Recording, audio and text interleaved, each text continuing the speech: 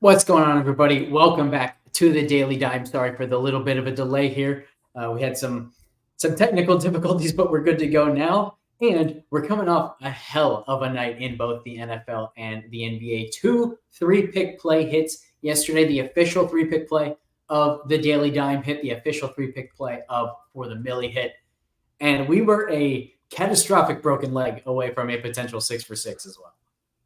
Look, man, I know that condolences to Taylor Hendricks. That I honestly have not seen it yet because I heard what happened and I just don't need to see another one of those type of injuries. Same. But condolences to Taylor Hendricks. It's horrible. Obviously going to be out for the season, I would imagine. Hopefully not longer than that. But also condolences to all of our 5 out of 6 picks last night, right? I think, again, we're here to talk about, right? It's the Daily Dime. We're talking about our picks, and we were very, very close to just an absolutely massive night. But again, I think that just kind of points to the idea that we're on the right track with our process in these mornings so far. Again, we're now into the second week of the regular season.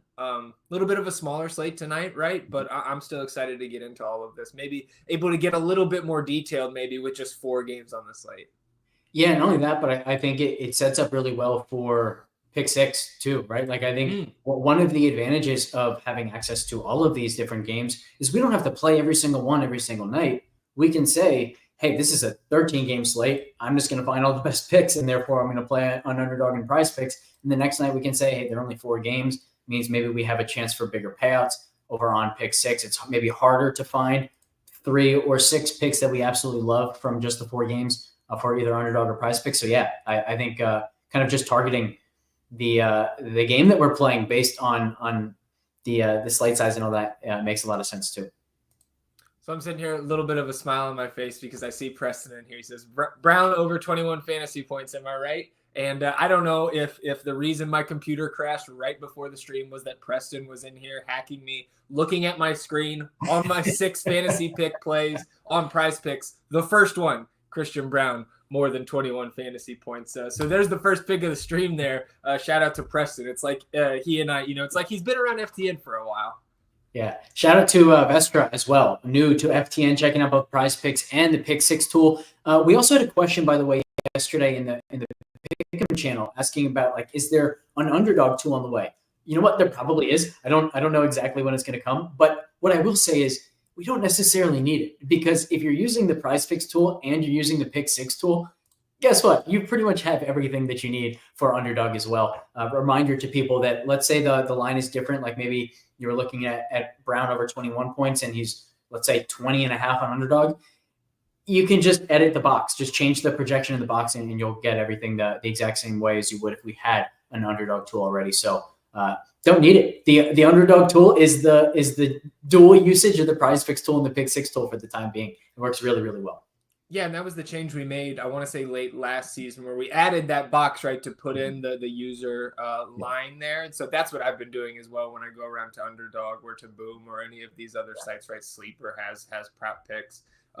So that's how I would use that tool as well, obviously. So just 4 games here tonight. Oh, user line, cool. Yeah. So, by the way, another thing there is, I saw Prop God yesterday. Shout out to Prop. He was fantastic on the NFL DFS show yesterday. Did we talk about his kind of his last week in his life and then coming back and just crushing the props? First, I think first child born over the. He asked for dad strength and he got. Yeah. Congrats to Prop, right? But that was an amazing performance to start the week. Coming off, again, I'm sure just one of the biggest weekends of his life. Yeah. And he also hit a really nice same game parlay just over on Sportsbooks last night as well, in addition to the underdog plays that we hit. But what I was going to say is a lot of what he used in that same game parlay was alt lines. And you can use our prize picks tool. You can use our pick 6 tool to check those alt lines as well and build same game parlays through that. So yeah, those tools are just spectacular, so powerful, and they make it so easy to build these plays. Yeah, so speaking of pick 6, right? I guess we should start there. Before we pivot completely over to pick 6, we talked about that Christian Brown, more than 21 fantasy points. Also from that same game, from the same team, I think Jamal Murray, more than 34, also makes some sense to me tonight. Brooklyn, again, the dregs of the league, despite upsetting the Bucks over the weekend. No Ben Simmons tonight for them. I think we get a little bit more Nick Claxton as well. So I want to talk about maybe Claxton's effect on the Denver side, but Jamal Murray, he's not going to affect too much of what I expect out of Jamal Murray here. I believe the model has him right around 36 Prize Picks fantasy score points, so sitting at 34 here this morning. I like the more than on Murray as well. You don't want to stack up too many overs on the same team, right? But I feel Brown, Murray, the minutes that they're getting, how shorthanded this team is in terms of their depth, I feel pretty good about both of those Nuggets picks on Prize Picks. Yeah, I like those calls. If somebody is on underdog, do you have anything you like with Brown specifically? They're 10.5 points, 15.5 PRA, 4.5 rebounds is at 1.09x. Anything you like there? If I'm going to go to, one of those statistical props rather than my favorite fantasy points, I'm probably looking at PRA for Brown because I think it's more of a minutes play for me here today. He's getting massive minutes compared to obviously the first 2 seasons of his young career. So I'm not quite sure how he's going to get it done, but I want 30 plus minutes out of Christian Brown at the relatively, mild lines that we're seeing, whether it's his points, his PRA, his rebounds, or his fantasy score props. He's a guy that on underdog, they don't seem to be putting fantasy score props up for any of kind of the secondary or tertiary guys. It's mostly the all-stars, the big names. And for me, that's a little disappointing because I love that fantasy scoreboard. But I would take the PRA on underdog if you're looking at Brown. Yeah. Where I'm going to go for my first round is right back to something that hit a couple nights ago, and that is a trio of points picks in this Minnesota game. And the tool is right on it again. So for the second straight, actually it might even be the third straight game, we are showing a pretty strong lean to the over on points for Julius Randle and Dante DiVincenzo, and a very strong under on Anthony Edwards. Now, I do want to mention with Edwards, I don't think I would play any of these on their own. What we're going for here is the correlation of the three, as we saw perfectly last game. But Edwards strikes me as a very difficult guy to project right now. Averaged 2.4 made threes last year on 6.7 3-point attempts. This year, he's hit 5 threes in all 3 games, and he has shot no fewer than 12 threes in any of their 3 games. And it seems like it's just a product of an overall shift in philosophy for Minnesota. They're up 10 threes per game from where they were last year, 32.7 to 42.7 threes, from 23rd to 6th, even as the NBA as a whole shifts to a lot more threes taken. So I'm a little bit concerned just on our potential to be underestimating him here.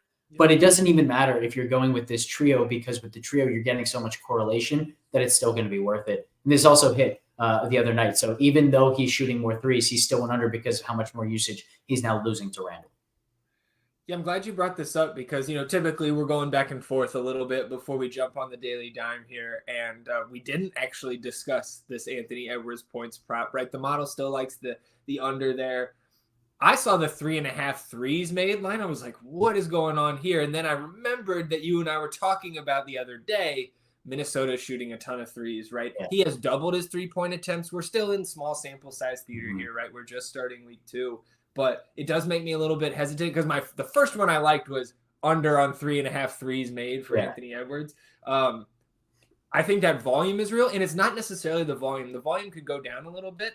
He's averaging 40 minutes a game. He's not coming out of these games early on, even against a team like Toronto last time out. So now sitting here tonight with the Western Conference Finals rematch, I don't know. It doesn't feel great. But if we're trying to correlate here on pick 6, I'm with you to just follow the model on those 3 guys. What do you think about, because I think that the change in philosophy is not just impacting Anthony Edwards. It has buoyed Dante DiVincenzo's attempts, even in a bench role, to very similar numbers to what we saw in an increased role with New York last year. So I actually was looking at the DiVincenzo over 2.5 threes made. Does that do anything for you? Like, again, it's still the same, like we're going over on Dante and on Julius and taking the under on Ant. But do you have any sort of how are you delineating between those two? Would you rather points? Would you rather threes? Or does it not really matter to you? It's a good question. So we haven't projected for 2.58 threes, and we've got him like a 1.5 over his points line. So Projection wise, we like the points more. And I think I like the points more as well. Not even necessarily because I think he's more likely to go over with points. I just think the correlation is stronger there. So because I'm not going to play any of these individually, I'm only going to play them as a trio. I think it just makes sense there. And it also, I think, does a nice job of kind of countering our hesitance with this Edwards under because their philosophy, we agree, is that they all want to shoot more threes. So you just kind of run into the potential situation where, okay, but this game, it's not Edwards jacking them up. It's DiVincenzo shoots 12 threes. Randall shoots 8 threes, right? And now Edwards suddenly drops from 12, 13, or 15 down to 8 of his own. And I think that, like you mentioned, the volume, we don't expect to stay where it is. 100% agree. It's absolutely going to fall. It's not sustainable where it is now. However, I think it's also plenty to say we can be pretty confident there's a shift and he's going to be shooting more threes per game this season than last, even if his usage as a whole does not go up. What I think too, like, because of the research you did in some of the early pick 6 slates last week, and we know that people are kind of coalescing around the bigger names, like as you would expect, and of course, as you would expect, taking the overs more often than not. I think getting the under on whether it's the points or the threes makes some sense. And I also am kind of employing that if we flip over to Denver and Brooklyn, the model likes a less than selection on Jokic. He's at 28.5 points. I kind of like that as well, because when you see Denver go up against some of these lesser teams, that Jokic can kind of pick them apart, right? Maybe he's going to have one of those first quarters with 8 assists again, something like that. You know, I don't think he really has to go bonkers for the Nuggets to pull off the win here, but they are on the road. It's like a 5-point spread. So maybe a little bit more hesitant than I would be in the past because Denver is struggling a little bit out of the gates here. But if we take a less than on Jokic, which again, the model likes, the model also likes a more than selection on Russell Westbrook and his points prop at 7.5. And he has been really rough to start the season. But what better spot to me to go and get right if you're Russell Westbrook off the bench here tonight than against the lowly Nets. So I think that's a nice little 1-2 combo from Denver and Brooklyn on pick 6 that I like getting in there. Another big name with an under on his points. Yeah, I like that call. we got a little bit of a good dig here at you, blaming you for Wemby coming up short on the discount. But you know what, Zach? It also means that we might be getting to a point where we are hitting at such a high rate on our picks that we're going to just outperform the discounts from now. Right? I took the Wemby discount too last night. And I'll say again, I'm the guy who watches every minute of the Spurs, right? I'm dual screening last night. I'm missing plays in the Monday night game with my Steelers because my eyes are diverting to the muted screen where the Spurs and the Rockets are going head to head there. And I've been a little bit baffled by Wembanyama not being as aggressive as we saw at times last year. I think some of that is Chris Paul's got the ball in his hands a lot more. Like last year, we had Sohan at point. We had some Trey Jones, right, of course, and it looked better. They also have no Devin Vassell yet. Second half was much more aggressive, much more assertive. And I'm hoping we're going to see Victor kind of come back to that over these next couple games because, again, we're going to see those lines start to come down as he's underperforming expectations throughout the first week. So I was sad too, Weisberg. We'll be back at it. Wemby and Chet tomorrow. I expect that to be a double-digit spread, but that's still much must-watch basketball for me. Whenever those two bigs have met over the last year, it's been fireworks. I also saw P-Buck. Yeah, I saw that when I saw P-Buck say point Draymond. I do want to talk a lot about the Warriors here in a minute, but how do you feel about Kyrie? I figured you would want to talk a lot about the Warriors. So I wanted to go to this one first because the tool is all over this Kyrie under. And I do think it's another spot where like you can correlate, although I'm a little bit unsure of how I would want to do so because we have Kyrie under as a very strong pick. We also have Luka under as a very strong pick, right? So my first thought with the Kyrie under was, Kyrie under with a Luka over tonight. That's going to work perfectly. Except we're such a strong under on both. And it turns out that it's just because in our betting model, we're strong on just essentially the under for the team total of Dallas as a whole. So there's not quite as much correlation as I think exists on the Minnesota side. However, we do have one guy that we have an over on the Dallas side, and that's Klay Thompson. So maybe what the move is an under on either Kyrie or Luka with an over on Klay. And I think that generally that will work pretty well because when defenses are really keen on Klay and making sure they're staying connected to him, that's going to open things up for Kyrie and Luka. when teams are prioritizing stopping the penetration from Kyrie and Luka, on the flip side, that means Clay is going to get a lot of open threes. So I think the correlation there is quite strong, even though we are not heavily on the Clay overside. That's a game that, I was looking at that this morning. I think Kyrie's rates maybe a little bit lower than I would project them. Again, up here in the Noggin model. But if I'm looking to that team, the only place I've really tried to attack it this morning is going back to Prize Picks. Gafford's fantasy line is 20.5. It's not the best matchup, of course, in that against that Minnesota front court, but I think that's a little bit low for the type of fantasy producer Gafford is. I have not been attacking Luka or Kyrie because, again, I'm looking at some of those lines in the model. Again, usually I like to defer to that, but sometimes when I don't match up with that, it just becomes a stay away for me, especially when I feel like we have plenty of other places to attack here. Yeah, I think that's where I'm at as well. What I will say is pick 6, I think, is a good place to go with the Kyrie under and or the Luka under, just because we think it's going to be popular, right? So it's not something that I'm going to do on Underdog or Prize Picks, but I probably will take that route and just take a couple shots there on big game stacks where I'm actually taking unders in the game stack over on pick 6 and just hoping for the really big payout there. So we've talked about those 5 picks, right? We talked Randall and Dante overs with the Ant under. We talked Jokic less than with a Westbrook more than. The way I'm filling out this pick 6, right, with a 6th pick is really going hand in hand with the model. I think over a 230 implied total for Kings and Jazz here tonight. Some interesting DFS implications, I think, on the Utah side with the Hendricks injury. But Sabonis, 12.5 rebounds. This is the rebound king from a year ago. This game is going to get up and down. I think there's going to be plenty of missed shots in this one. And again, the model has Sabonis for, I think, a hair over 14 rebounds here tonight. So that was my 6th pick in this pick 6 entry that we've been talking through. Yeah, I like it. 14.8 projected rebounds to be exact. We have it at a 65% win probability. So one of the stronger ones that we've seen for rebounds. And actually, so far this season, I've noticed, if anything, it seems like we're almost a little bit low on projected rebounds. So to have such a strong over on a guy is really, really telling. So I really like this one as kind of the final one-off to turn this into a 6-pick play. Absolutely. Is there anything else you're looking at from the prop side? I know the dog, Wembanyama, also upset about the performance last night. So if he keeps carrying on, I'm going to go shut that down here. But I got a couple other Prize Picks fantasy score props I was eyeing before maybe we could talk about stuff from the DFS point of view. We also haven't really touched on Pels Warriors, which I think is kind of the game du jour for me tonight, especially from a DFS perspective.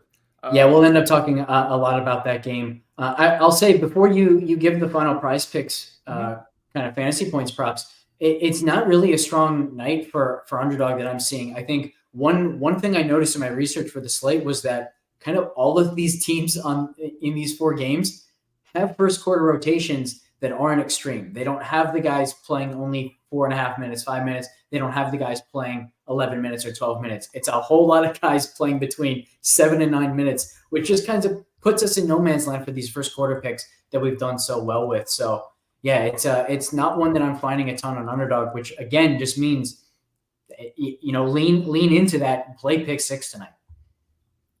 Yeah, so some of the other fantasy score props I haven't mentioned already. I talked about Daniel Gafford, but from that Minnesota side, I think DiVincenzo 20.5. That's a pretty strong more than selection for me here tonight. I think Jaden McDaniels too, 17. Again, he's never a guy that's really fun to watch from a prop standpoint if you're taking more thans, because he can totally disappear even if he's playing close to 40 minutes. But 17, looking at what we've got him projected at right now in terms of his Prize Picks fantasy score, 18.7. Again, I think a guy that can rack up some stocks, especially with the defensive assignments he's going to have tonight against Dallas. I do like the more than there. And then De'Aaron Fox, more than 42.5 model right now, putting him at 44.8. And again, that game's going to get up and down. Good matchup against the Jazz. And they just populated some picks from Pels and Warriors. And the one that stands out to me immediately is Jonathan Kuminga, more than 30.5 fantasy score here tonight. It's Kuminga night. It's Brandon Pajemski night. Those guys are going to be carrying the load with no Steph, no Andrew Wiggins, and no DeAnthony Melton. I'm very excited to potentially, in my 20 maxes here, lock Brandon Pajemski into all my lineups. Yeah, I always like situations like this where like if Steph weren't out, if there was a different guy playing Steph's minutes out, the roles for the guys coming in would be different than they're going to be tonight. It's not just that all these minutes are open. It's the usage. It's the need for playmaking. It's the need for someone to push the pace, things of that nature. So for both Podziemski and Kuminga, I think just sets up so well for them to really have strong, at least box score performances. Well, it's Tuesday here on Prize Picks, and I was wondering where or when we were going to get this taco. And Alex, look, I take all the tacos, right? That's just usually what I'm going to do. I'm going to find at least one thing to pair with it and take advantage of the discounts that they give us. But I'm not sure they could have given us a worse one because we're interested in the Anthony Edwards unders tonight. Of course, the first taco today is Anthony Edwards. He's at 22.5 points. So this taco entry will be the only entry I have a more than on Anthony Edwards here tonight. But I kind of like it. Take that. I'll tell you, Zach, Prop and I were talking about this on the NFL show yesterday. Like one nice thing about being on all these platforms is you don't have to make the same bets everywhere, right? Like, yeah. Just like, in NFL Showdown last night, I was playing Malik Neighbors as the captain. And then in my pick six lineups, I had Malik Neighbors unders, right? And so like that, you can do that sort of thing pretty well. And so here tonight, you go on underdog, you go on pick six, and you take the Anthony Edwards under, you correlate with those other two. And you know what? If that fails because Edwards has a good game, now you know that your taco over on Prize Picks is hitting, and so everything that you built from there on is already starting with a win. So yeah, I'm actually not just okay taking the different sides there on the different sites, but I actually really like it. I think it's a really nice way to just kind of diversify your portfolio, if you will. Yeah, it's almost it gives me the feeling like a daily feeling of like my season-long teams when I have so many of them, and like a guy scores the touchdown last night when it's good for 3 of them and bad for 4 of them, right? Yeah. Like I'm winning somewhere. Exactly. So yeah, I like that Kuminga more than on Prize Picks, and then P-Buck was here talking about Brandon Ingram. That one doesn't really stick out to me all that much. You look at the model, has him actually on a slight under 32.3 is his Prize Picks fantasy score projection in the model here today. Not overly against it, but this game looks like it's going to be actually fairly slow. 217.5 implied total right now on DraftKings. I'm more focused on the guys on Golden State who could see a big minutes bump with those guys out. And again, the usage kind of coalescing around some of those younger players, Podziemski, Kuminga, and the like, right? Moses Moody is going to be a very interesting DFS play, DFS value here tonight. Let's see. Vestra is asking, how often do our projections update? If there's an injury or something, do they update or just once a day? I guess that's a question for you. We could both answer, but I was going to say I actually had the cursor over that comment so that I can click it as well. I think the best way to answer it is all of us who are on the projections have a million things to do. So I can't say we're like 100% consistent doing it right away, but we try to be. We try to get the projections updated every time. Anytime you're unsure whether a projection is updated or not, what I recommend you do is go to the NBA ownership page. There's a timestamp there. If the timestamp there is updated, you know that it is updated in the tool as well. We're trying to find a way to get a timestamp into the Pick 6 tool and all that stuff. It's surprisingly difficult to do on the front end, but there always is that timestamp in the NBA ownership page. So just go click that and you'll get your. Yeah, and the two that you can count on, you're going to get your morning update, and then an hour before that main slate locks, you will get an update, and then throughout, all the way up to lock and past that. So then more, it can vary throughout the day, but a good question. And actually, you'll also be able to tell. So like, let's say it's 4:00 in the afternoon and there hasn't been an update on the ownership page since noon. That means we haven't posted that one manually and we haven't updated the ownership, but sometimes the projections have updated since. And so what you can do then is you go into the NBA optimizer, check the projection there. If the projection is different in the optimizer from the ownership page, it means we have updated the projection itself. So that would mean that it's also updated in the Pick 6 tool, the Prize Picks tool, and all that good stuff. All right, we talk a little DFS before we close out today's Daily Dime. Again, just 4 games here. And let's start with Golden State and New Orleans because that's the game I've been waiting to talk about from a DFS perspective. Now, this is not any sort of hot take. You're not getting sneaky by listening to me talk about this. DraftKings projections, ownership projections right now, Brandon Pajemski is number one. But it's a 4-game slate. He's 34.6% projected owned. Mm-hmm. And to me, profiles as a guy, like I kind of hinted at earlier, I love running the 20 maxes in those contests on DraftKings. If the slate started in 5 minutes, I would have him in every single one of my lineups. 4,900 point and shooting guard eligible with no Steph, with no Wiggins, no DeAnthony Melton. Like Preston was asking about point Draymond earlier.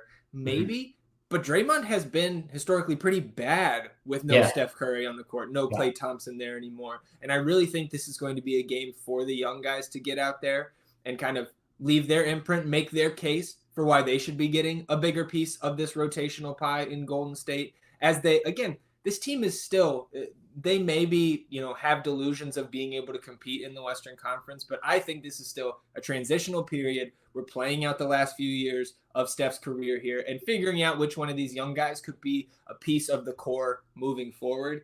Pajemski makes a ton of sense to me. He's $1,000 cheaper than Jonathan Kuminga, but you're also getting Kuminga down in the low 20s in terms of ownership, right next to Moses Moody, who's 3,600. Shooting guard only is a little bit tough, but again, these are the guys that I want to sprinkle throughout my build here tonight. Probably be over the field on the majority of them. Certainly Pajemski, like Trace Jackson Davis kind of fits that mold too. But if you're talking about some of the older guys that are on this roster, right, you've got Buddy Hield, you've got Slow-Mo is still there, a couple other younger guys, or older, Kevon Looney, younger, Lindy Waters, right? He's in Golden State now. Buddy Hield, I think, 5,500 guard forward eligible. Probably the veteran on this Warriors team tonight that I have the most interest in from a DFS standpoint. But also, again, the field does as well. Buddy's third in DK ownership right now in the morning run.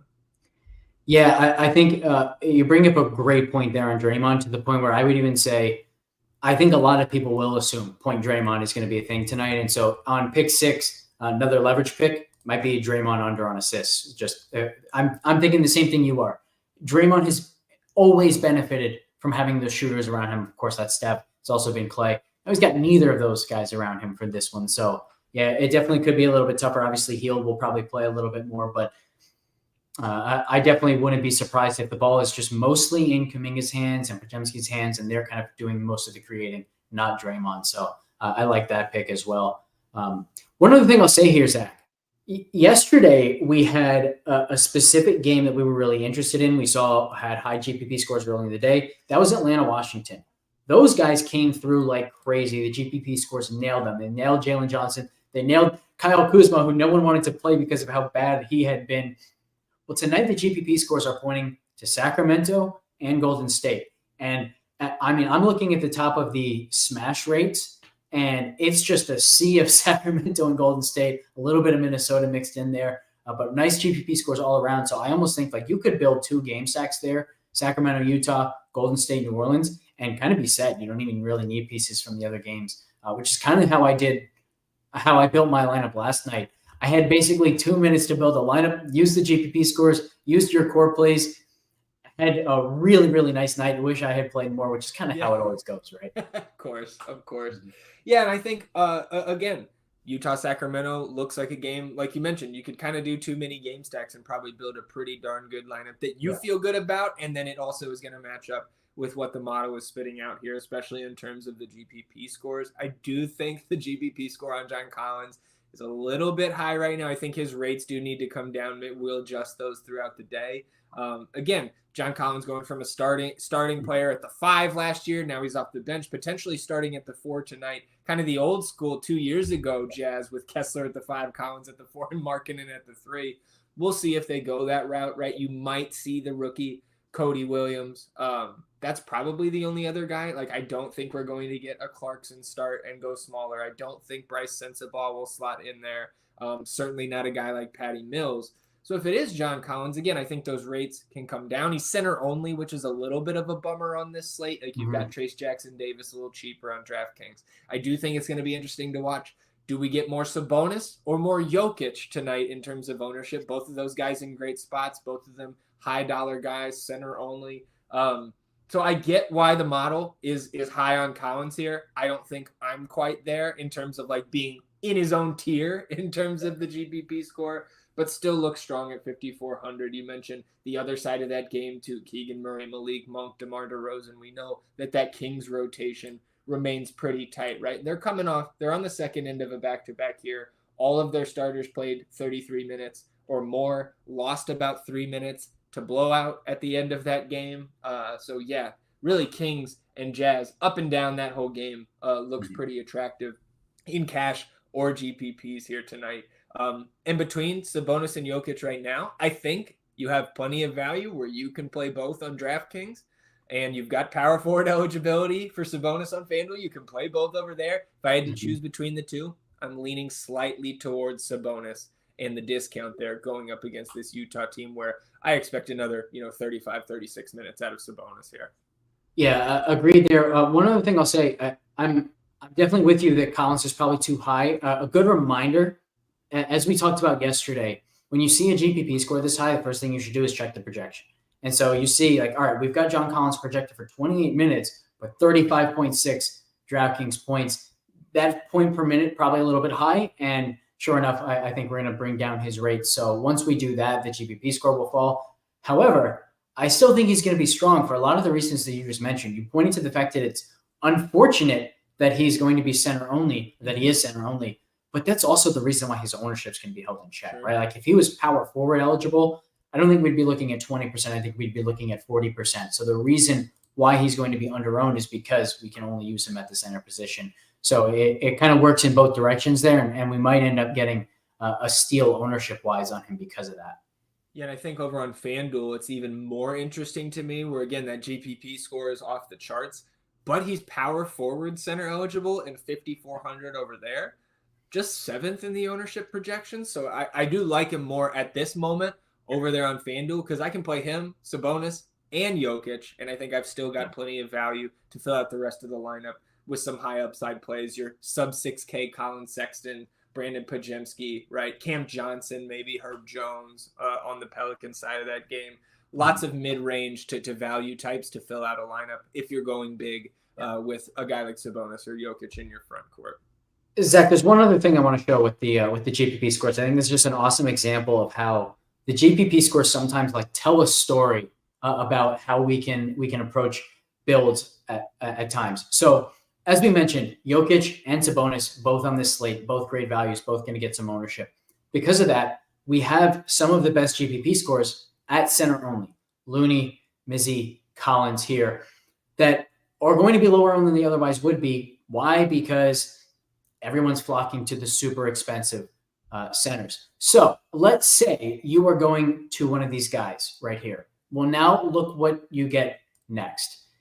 Because you now don't want Sabonis to perform as well, check this out. You've got other great GPP scores from his teammates, Malik Monk, DeMar DeRozan, Keegan Murray, all the way up here. So you're already telling a story if you're using some of these cheaper centers that Sabonis does not have a great game. If he doesn't have a great game, the likelihood that one of his teammates is going off goes up. So these GPP scores, it's like you can tell the influence from the Sims in these GPP scores, the way it kind of builds itself. And that's why at times just straight up using the GPP scores makes a great lineup, just like it did last night with that 328 point performance from the lineup that literally took me about 20 seconds to build. Yeah, couldn't have said it better myself. I think I'm propped out here. Obviously, we'll talk more about the DFS slate in our NBA DFS channel of the FTN Fantasy Discord, but you can jump in there right from a basketball perspective. We've got the fantasy basketball channel. I've actually seen more interest in the fantasy, the season long side, people talking about I've got this trade offer. I'm in a dynasty league. Who do I keep? Things like that. We've got that in there. We've got the NBA betting channel where you can find all of our betting content and, of course, the DFS side. And in that same DFS Discord server, right, the Pick'em Games channel where you will see links to this show, right, recaps of our picks, the NFL side as well. And hopefully just as many green screens as we've seen over the last couple of days. Yeah. I actually have a question about this. What is the king of the crumb? I don't know. I was actually going to ask that too, G. I guess that sounds like a DraftKings thing to me. And now, of course, DraftKings. DraftKings been booting me off, making me log in multiple times a day, which is annoying. I was thinking it sounded a little bit like a Prize Picks thing, but I could be wrong. Oh, yeah. Well, see, I see King of the Circuit, King of the Pitch, King of the Desert on DraftKings. Where's the King of the Court? I don't know. Gee, if you're Those still are all tuned in, let like, us know. those are all like live final type stuff. Yeah. So I don't think that would be a promo, but I could be wrong. But yeah. If you can let us know what that is, we can give you a better Let me see. I'll check opinion. promos on Prize Picks. I don't see anything there. It's not Underdog. I don't think it's. Find us in Discord. Just let us know what exactly the King of the Court promo is. Maybe another subscriber knows as well, can answer that for you. In the meantime, you guys have probably noticed this by now, but we are trying to make this a 2-man show every single day. We originally thought that was going to be a big lift, but we're just having too much fun giving out all these winners every day. So I think we're going to be back. Oh, HP Card says it's a DK Sportsbook thing. So we'll take a look. I'll tell you who might be the best person to ask, is Prop. Go into the NBA betting channel, tag Prop, see what he's got for the King of the Court, because he's been crushing these same game parlays, all that kind of good stuff over on the sports book. So he might be your best bet there. But you can also probably just use a lot of the picks that we've been discussing. I see what it is now. Boost a player prop and win a share of $1 million. If your player leads, I guess, the slate in PRA. So again, I would hit up Prop. I would hit up the tools that we have here, the projections at FTN Fantasy, and read through the fine print of those details. Did you say you get a share of it if you get it? A share of $1 million I guess if your player leads in PRA for the slate, then everybody who has that player in their King of the Court bet, I assume, gets that share. So if you're thinking about ownership there, right? First thought is don't take Luka, don't take Jokic, because everyone's taking them. You'll get I think $6. the big question is how far removed from the best guys do you have to get? Like, is Sabonis good? Is Anthony Edwards good? Or do we want to get even more off the beaten path and hope for like the Paolo Banchero 50-point performance to kind of re-happen tonight? And I think with that, remember, the easiest way to a massive PRA performance is a massive points performance. So maybe keep that in mind as well. Yeah. Anything else for you, Alex? Because again, I think I'm propped out. We'll see everybody in the Discord channel. Yeah, I'm propped out as well. I will say, dating back to last season too, we have done incredibly well on these days where we get both NFL and NBA picks. That's true. And it then feels so much more difficult to find as many as you want the next day. So I'll say, I can't wait for Thursday again, but maybe tomorrow we'll throw in some NFL stuff as well. So make sure you're tuning in at noon as always. And then Thursday we get the double header again, the noon show and then the 5:30 show. I'm hopeful that we're going to get Prop again on one of these shows in the next 3 days, maybe even multiple of them as well. So lots of really exciting stuff coming up. So thank you everybody once again for tuning in. We will catch you in the Discord. We'll catch you next time.